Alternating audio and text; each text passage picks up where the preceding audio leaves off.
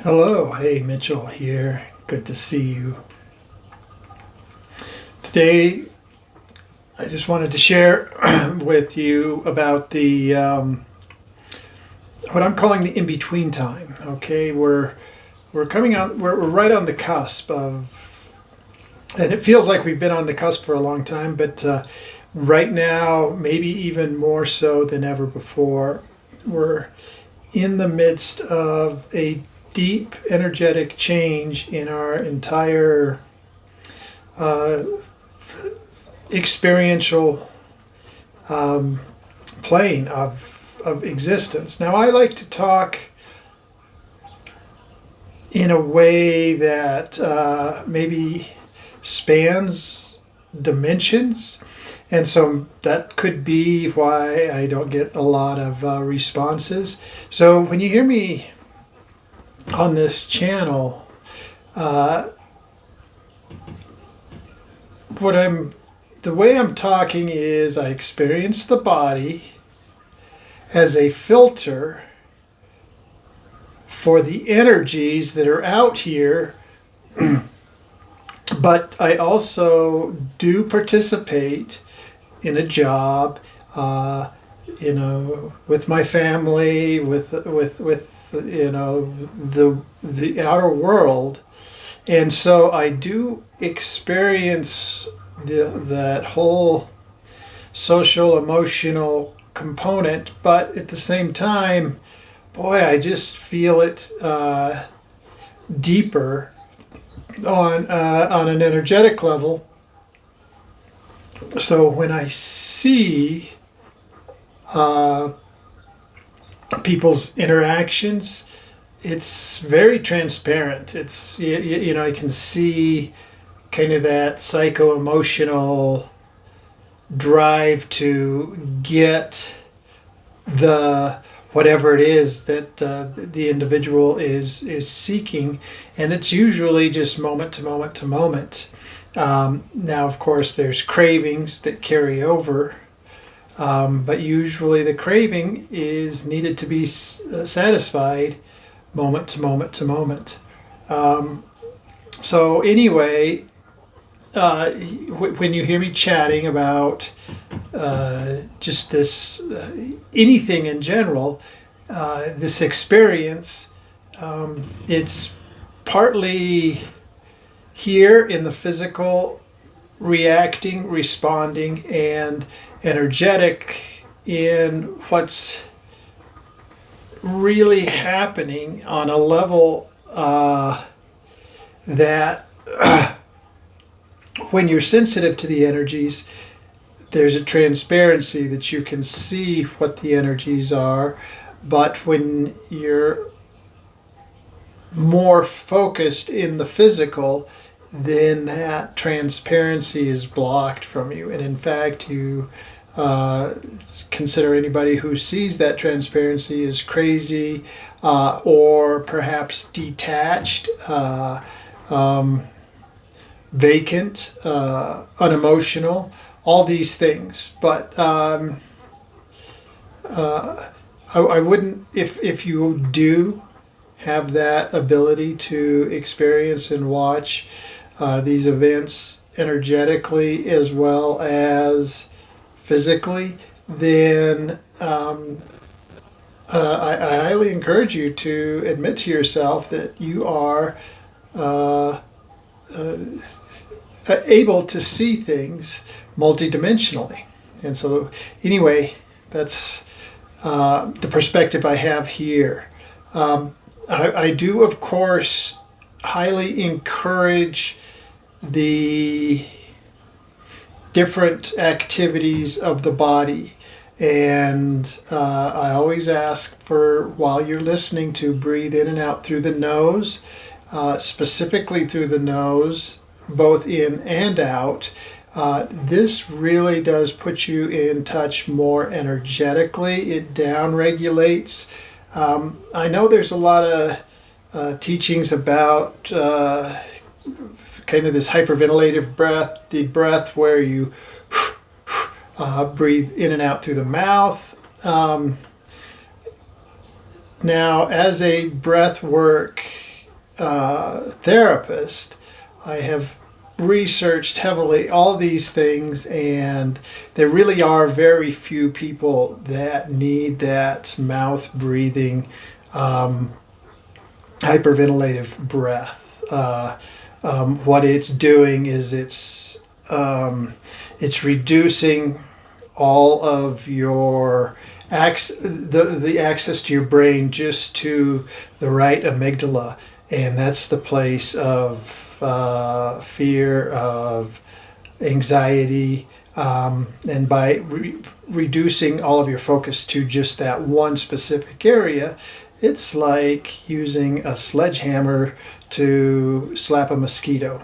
So it may not be quite as necessary, but it's also potentially damaging. It can also put you far deeper into anxiety. So anyway, please, if you do have any issues with depression, anxiety, PTSD, or just relaxation in general, contact me. I've got a million different exercises that I could prescribe. Maybe not a million, but I do work with the polyvagal, and with the breath work, and with mindfulness, and they really are inseparable. I think that's what you will find if you go deeper into it, if you learn the anatomy, the physiology, the spirituality, the psychology of it all.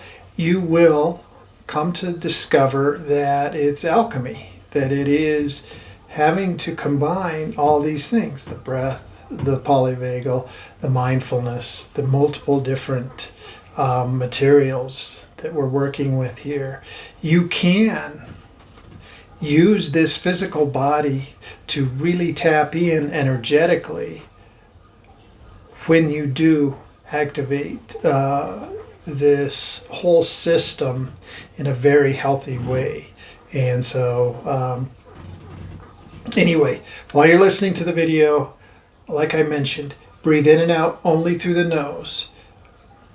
Make your exhale longer than your inhale. And then I like to just recommend that you place the tongue to the roof of the mouth, just behind the front teeth. And this is all just a very simple down-regulating, focusing, awareness technique. It flips a lot of switches in a very quick and easy way. It helps to bring focus deeper into the body.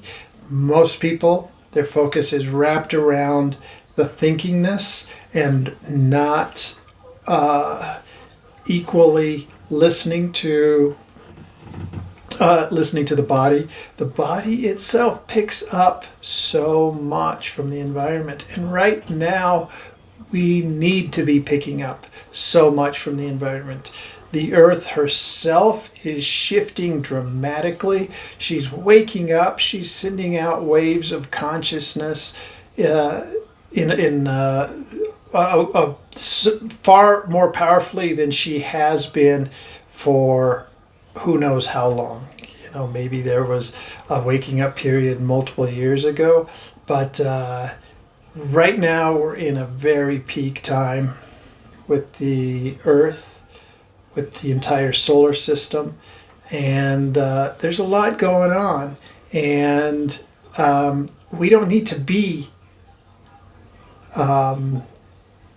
mentally aware of everything that's going on if we are just purely energetically synced up. So you don't need to know what the news is. I, in fact, would turn off the news, because a lot of what you're going to watch on the news is going to be the little tit-for-tat emotional, mental bickering that's happening. And yeah, it is big, it's consequential, it's going to have a lot of effects on the physicality component of our culture, but if we sync up energetically, we're going to the heart of what gives all of that, its energy, and we turn our attention away from the bickering, and when we focus our energy to the energy behind it, then just by doing that, we step on the gas on those pieces that we want and prefer, whether you're thinking about it or not. Your body is in sync with the earth naturally. Even if you're experiencing things that are uncomfortable, your body, when you get your brain out of the way, is always moving towards healing. So when you get out of your own way, your body's going to be moving towards healing. The earth, same thing, always heading towards healing. Uh-oh. So I've got a couple friends that have joined me here. Uga and Booga. Okay, that was Uga. Sometimes she's going to be with us, but maybe over there with Booga. Would you like to take a peek?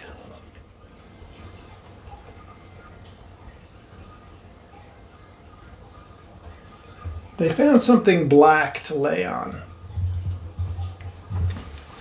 If there's anything black around, they will lay on it. So both of them are here with us.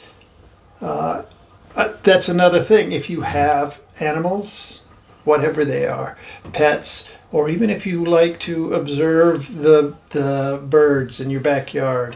I have, in my backyard, I'm very lucky. I have a wildlife corridor that goes right through my back lot. My back lot goes on right up into the mountains, and it invites deer. Way too many deer, by the way. Actually, I don't care. They're very sweet, but it makes it very difficult to have any kind of plants that we would like to harvest. Deer. We have lots of bunnies. We do have bear, and the bears can be annoying. They're city bears, so they're not aggressive, but they will eat my bird food. So there's that. We have bobcats, we have coyotes, and then there are mountain lions, but we don't see too many of those. Anyway, if you have the ability to observe animals, your cat, your dog, your gerbil, your iguana, or the birds, bobcats, deer in your backyard, do so. Watch what they watch, or imagine what they're watching.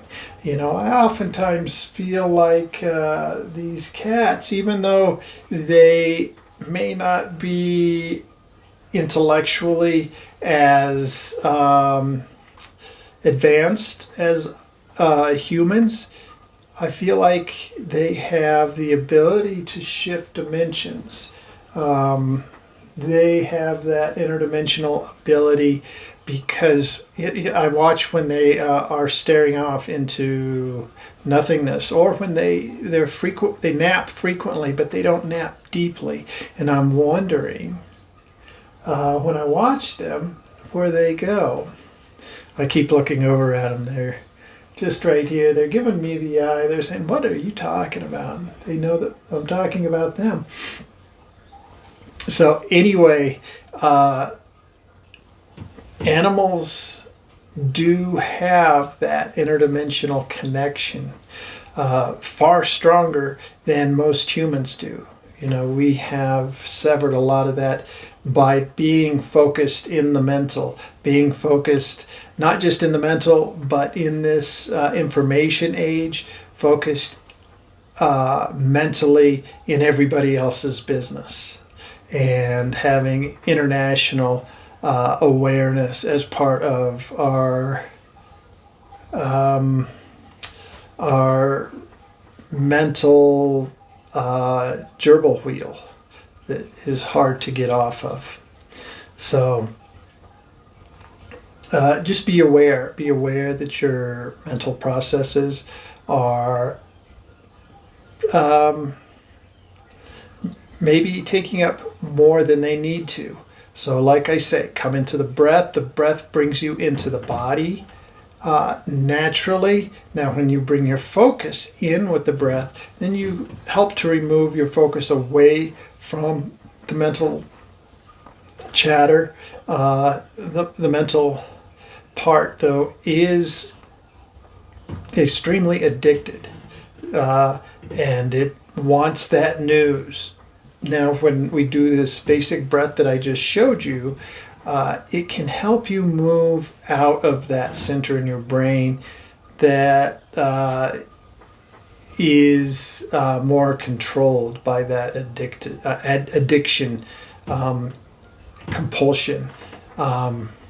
But again, if you have a sense of being addicted to anxiety, addicted to news, addicted to chocolate, addicted to anything at all, I've got practices that can help move you into a more assertive place just by simple polyvagal exercises and breath work exercises. And reach out to me.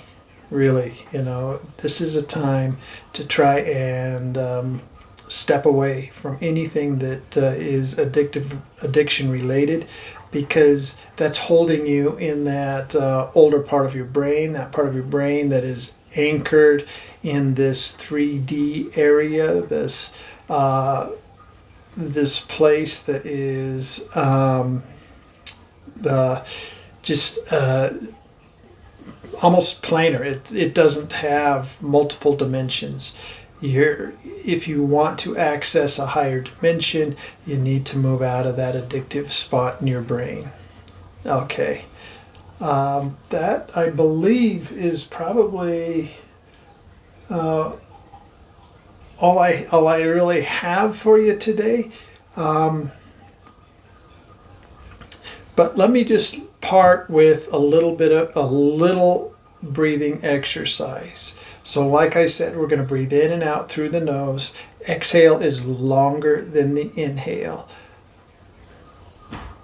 Tongue is at the roof of the mouth, just behind the front teeth.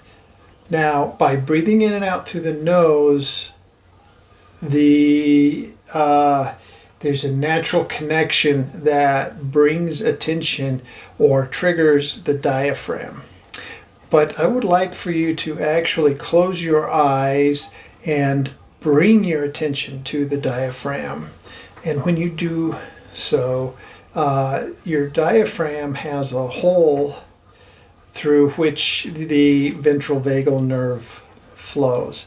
And when you focus on that diaphragm, you're really stimulating that ventral vagal nerve. When you're really stimulating that ventral vagal nerve, you're moving deeper into parasympathetic.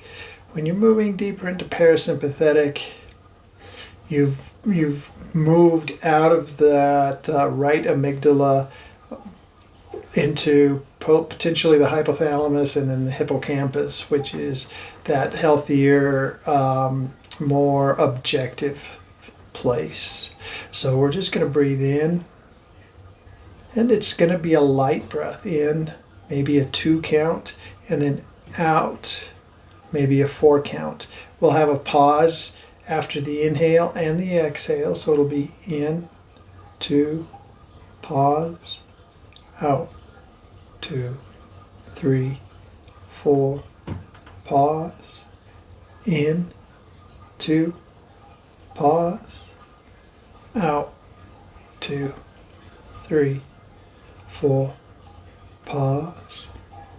And that's going to be about your cadence. Now that cadence, depending on who you are, should be about 10% less than what your normal breath inhale is. So you should have a little bit of an oxygen hunger. And after you've come to, brought that to a comfort level, see if you can take it another 10% so that you're breathing in maybe 20% less than what you had before, all the while keeping your focus on the diaphragm. As you do this, and not just the diaphragm, so we're going to bring our focus right here into the solar plexus. This is the third chakra. This is that yellow chakra. This is that place where you can really charge your battery. And you charge your battery, then you can use that. I like to have the battery charged before even opening the heart chakra, because you open the heart chakra. If your battery is low, then you're just opening your heart chakra. You're not really interacting as deeply as you can. So we're going to really keep that focus at the diaphragm and bring your awareness in. So you're going to maybe start with the solar plexus, start with that lower part of the sternum, and then bring your awareness inside. Your diaphragm is a transverse muscle, so it goes across from your sternum to your spine. And bring your focus inside, halfway between your sternum and your spine, to that place where the nerve goes right through the diaphragm, the ventral vagal nerve, and feel that calming, soothing experience of breathing with the diaphragm. Really lift the diaphragm up on the exhale and let the diaphragm really push down into the belly, expanding the belly on the inhales.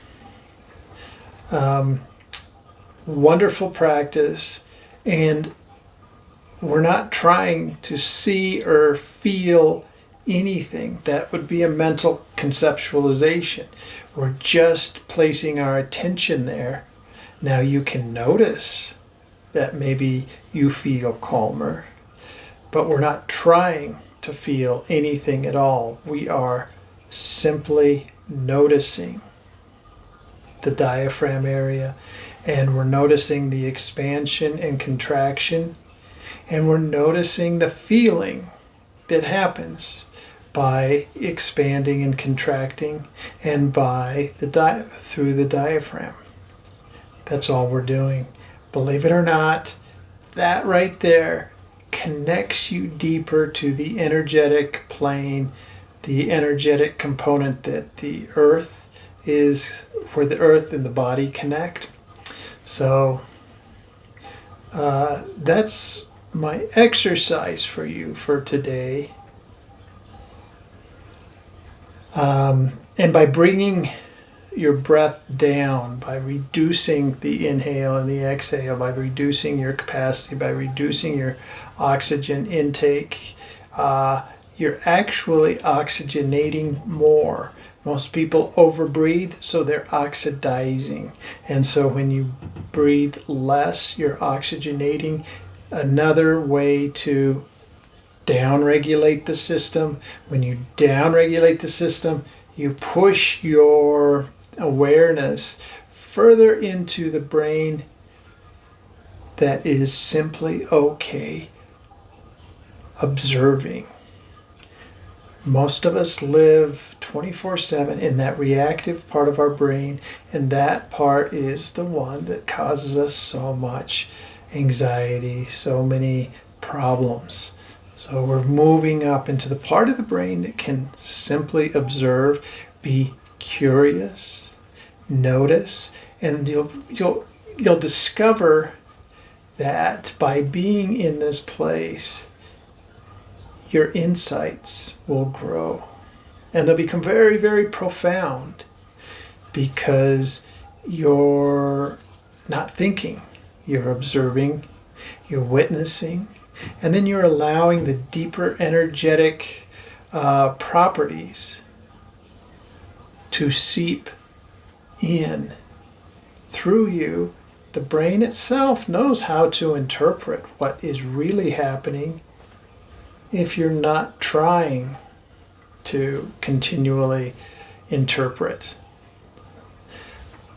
So that's my exercise. Again, we're breathing in through the nose, 2, pause 1, exhale 4, pause 1, inhale 2, and your cadence should give you about a 10% less than you would normally breathe, and then you're going to widen that to about 20% less than what you would normally breathe.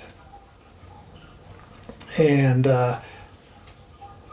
if you need to keep your eyes closed, and I highly recommend that you do, keep the focus at the diaphragm and not just at the external, deep in the center of the diaphragm, where the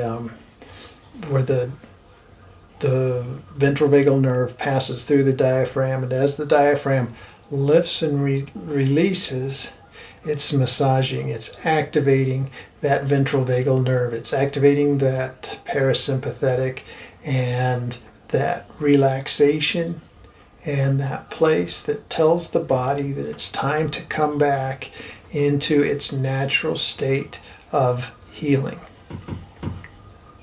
So I know I kind of went on a little bit longer, even though I mentioned that it might be a short video. I apologize. Please reach out, contact me. You might be my only listener. That'd be great. I'd love to hear from you. I'd love to hear from anybody. Like, subscribe, do all the things. And I will talk with you soon. Bye-bye.